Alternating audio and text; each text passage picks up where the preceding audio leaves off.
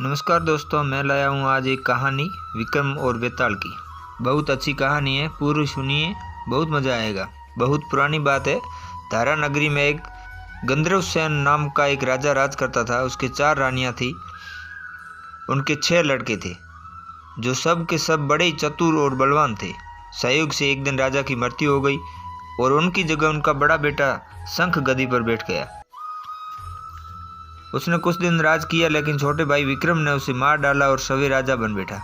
उसका राज्य दिनों दिन बढ़ता गया और वो सारे जम्बूद्वीप का राजा बन बैठा। एक दिन उसने मन में आया कि उसे घूमकर सैर करनी चाहिए और जिन देशों के नाम उसने सुने हैं उन्हें देखना चाहिए। सो वो गद्दी पे अपने छोटे भाई भर्तहरि को सौंपकर योगी बनकर राज्य में निकल पड़ा। उस नगर में एक ब्राह्मण तपस्या करता था। एक दिन देवता ने प्रसन्न होकर उसे एक फल दिया और कहा कि उसे जो भी खाएगा वो अमर हो जाएगा। ब्राह्मण ने वो फल लाकर अपनी पत्नी को दिया और देवता की बात भी बता दी। ब्राह्मणी बोली, हम अमर होकर क्या करेंगे? हमेशा भीख मांगते रहेंगे, इससे तो मरना ही अच्छा है। तुम इस फल को ले जाकर राजा को दे दो और बदले में कुछ धन ले आओ। ये सुनकर ब्राह्मण फल लेकर राजा भर्तहरि के पास गया और सारा हाल का सुनाया। भर्तहरि ने फल ले लिया और ब्राह्मण को 1 लाख रुपए देकर विदा कर दिया। भर्तहरि अपनी एक रानी को बहुत चाहता था। उसने महल में जाकर वो फल उसी को दे दिया। रानी की मित्रता शहर कोतवाल से थी। उसने वो फल कोतवाल को दे दिया और कोतवाल एक वेश्या के पास जाया करता था। वह उस फल को उस वेश्या को दे दिया। वेश्या ने सोचा कि ये फल तो राजा को खाना चाहिए। वह उसे लेकर राजा भर्तहरि के पास गई और उसे दे दिया। भर्तहरि ने उसे बहुत सा धन दिया, लेकिन जब उसने फल को अच्छी तरह से देखा तो पहचान लिया। उसे बड़ी चोट लगी, पर उसने किसी से कुछ नहीं कहा। उसने महल में जाकर रानी से पूछा कि तुमने उस फल का क्या किया? रानी ने कहा, मैंने उसे खा लिया। राजा ने वो फल निकाल कर दिखाया और रानी घबरा गई और उसने सारी बात सच सच कह दी। भर्तहरि ने पता लगाया तो उसे पूरी बात ठीक ठीक मालूम हो गई। वो बहुत दुखी हुआ। उसने सोचा, ये दुनिया माया जाल है, इसमें अपना कोई नहीं है। वो फल लेकर बाहर आया और उसे धुलवा कर सवे खा लिया। फिर राजपाट छोड़ योगी का भेष बना जंगल में तपस्या करने चला गया। भर्तहरि के जंगल में चले जाने से विक्रम की गद्दी शून्य हो गई। जब राजा इंद्र को ये समाचार मिला तो उन्होंने एक देव को धारा नगरी की रखवाली के लिए भेज दिया। वो रात दिन वहीं रहने लगा। भर्तहरि के राजपाट छोड़कर वन में चले जाने की बात विक्रम को मालूम हुई तो वो लौटकर अपने देश में आया। आधी रात का समय था। जब नगर में घुसने लगा तो देव ने उसे रोका। राजा ने कहा, मैं विक्रम हूँ, ये मेरा राज्य है, तुम रोकने वाले कौन होते हो? देव बोला, मुझे राजा इंद्र ने इस नगरी की चौकसी के लिए भेजा है। तुम सच्चे राजा विक्रम हो तो आओ पहले मुझसे लड़ो। दोनों में लड़ाई हुई। राजा ने जरा सी देर में देव को पछाड़ दिया। तब देव बोला, हे राजन, तुमने मुझे हरा दिया, मैं तुम्हें जीवन दान देता हूँ। उसके बाद देव ने कहा, राजन, एक नगर और एक नक्षत्र में तुम 3 आदमी पैदा हुए थे।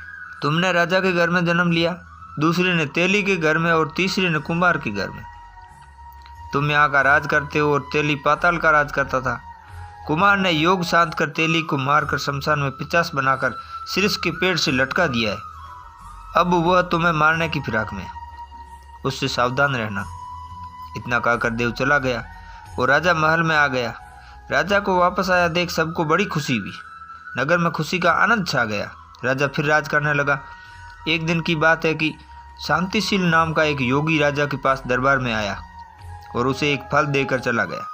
राजा को आशंका हुई कि देव ने जिस आदमी को बताया था कहीं यह वही तो नहीं है। ये सोच उसने फल नहीं खाया, भंडारी को दे दिया। योगी आता और राजा को एक फल दे जाता। संयोग से एक दिन राजा अपना अस्तबल देखने गया था। योगी वहीं पहुंचा और फल राजा के हाथ में दे दिया। राजा ने उसे उछाला तो वो हाथ से छूटकर धरती पर गिर पड़ा। उसी समय एक बंदर ने झपट कर उसे उठा लिया और तोड़ डाला। उसमें से एक लाल निकला जिसकी चमक से सबकी आंखें चौंक गई। राजा को बड़ा अचरज हुआ। उसने योगी से पूछा, आप ये लाल मुझे रोज क्यों दे जाते हो? योगी ने जवाब दिया, महाराज, राजा, गुरु, ज्योतिषी, वेद और बेटी, इनके घर कभी खाली हाथ नहीं जाना चाहिए। राजा ने भंडारी को बुलाकर पीछे के सब फल मंगवाए। तुड़वाने पर सब में एक एक लाल निकला।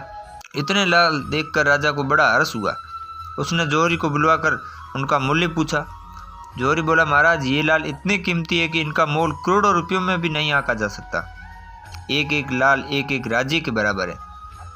ये सुनकर राजा योगी का हाथ पकड़कर गद्दी पर ले गया।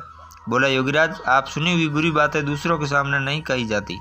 राजा उसे अकेले में ले गया। वहाँ जाकर योगी ने कहा, महाराज, बात यह है कि गोदावरी नदी के किनारे मसान में मैं एक मंत्र सिद्ध कर रहा हूँ। उसके सिद्ध हो जाने पर मेरा मनोरथ पूरा हो जाएगा। तुम एक रात मेरे पास रहोगे तो मंत्र सिद्ध हो जाएगा। एक दिन रात को हथियार बांधकर तुम अकेले मेरे पास आ जाना। राजा ने कहा, अच्छी बात है। उसके उपरांत योगी दिन और समय बताकर अपने मठ में चला गया। वह दिन आने पर राजा अकेला वहां पहुंचा। योगी ने उसे अपने पास बिठा लिया। थोड़ी देर बैठकर राजा ने पूछा, महाराज, मेरे लिए क्या आ गया है? योगी ने कहा, राजन, यहाँ से दक्षिण दिशा में 2 कोस की दूरी पर मसान में एक सिरस के पेड़ पर एक मुर्दा लटका है। उसे मेरे पास ले आओ, तब तक मैं यहाँ पूजा करता हूँ। ये सुनकर राजा वहाँ से चल दिया।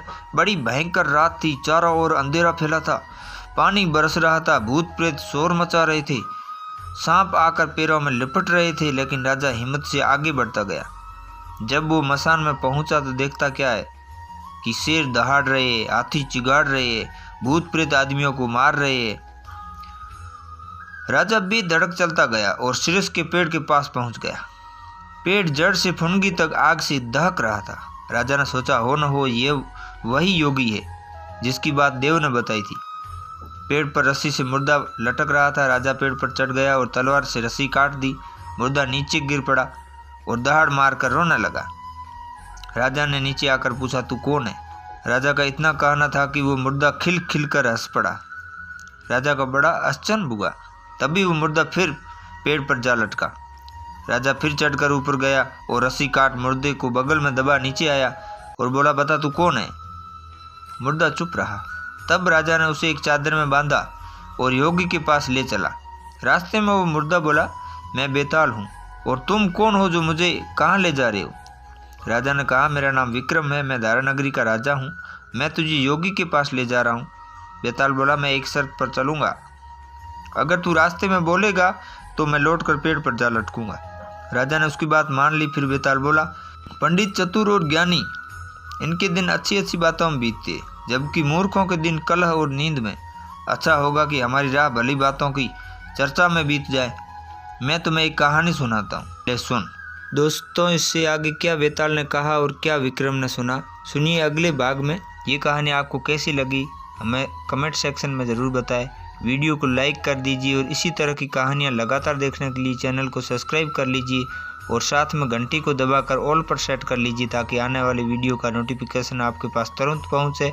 मैं मिलता हूँ आपसे अगली वीडियो में, तब तक के लिए धन्यवाद।